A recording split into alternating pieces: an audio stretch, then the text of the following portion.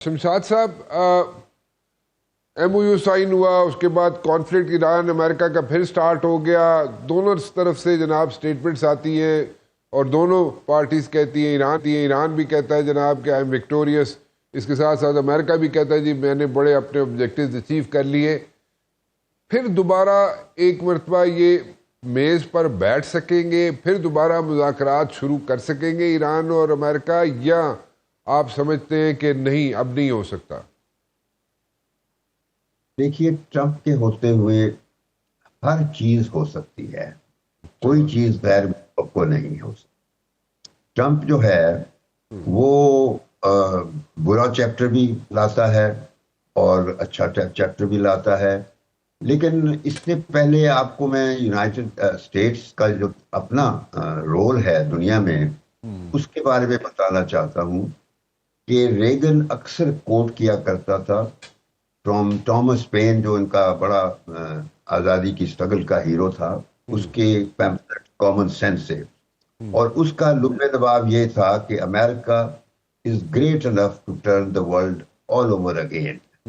تو دنیا، یہ امریکہ جو ہے جب سے وجود میں آیا ہے، دنیا کو نئے سرے سے ٹرن اوور کرتا ہے، کبھی اچھے طریقے سے کبھی غلط طریقے سے.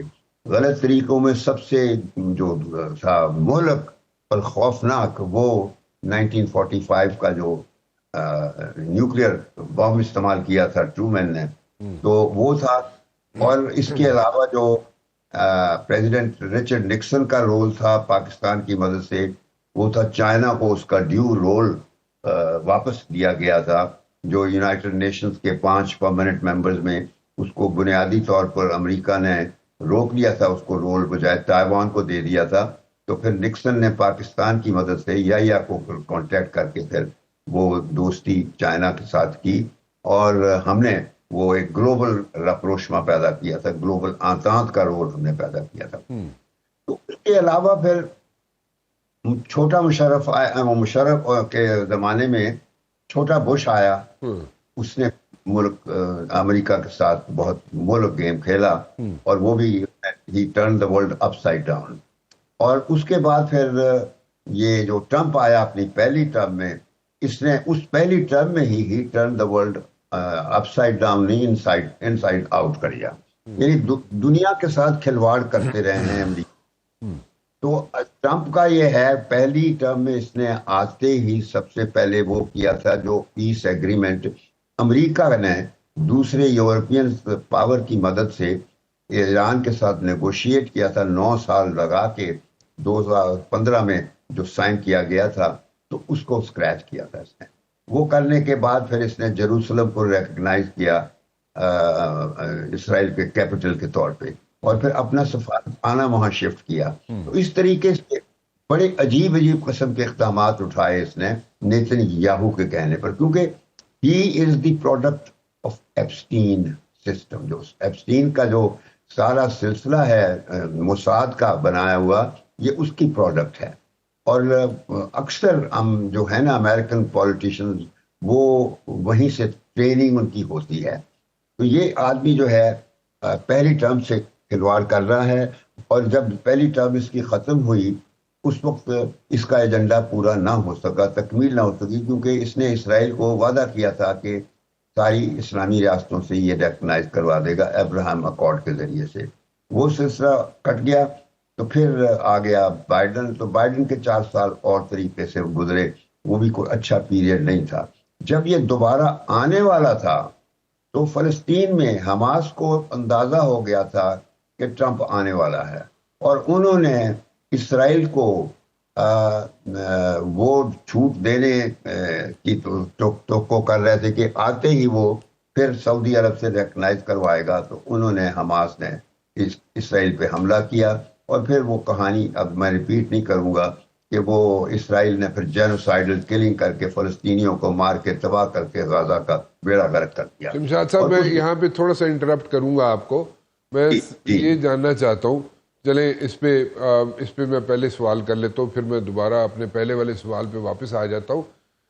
جب حماس نے یہ سٹیپ لیا کہ جناب انہوں نے وہاں پہ اٹیک کیا اسرائیل کے اندر، through gliders and all the stuff, جس طریقے سے انہوں نے آپریٹ کیا، تو ان کو ریپرکشنز کا پتہ نہیں تھا حماس کو کہ جناب ایک پاور ہے، اسرائیل از a power, Israel is reality, اور اس کے ساتھ ہم جا کے چلے ابراہیم ایکارڈ کو روکنے جا رہے ہیں یا واٹ ایور، تو اس کے بعد ان کے ریپرکشنز کیا ہو سکتے ہیں؟ ان کے پاس کوئی اسٹریٹجی تھی اس کو کاؤنٹر کرنے کے لیے؟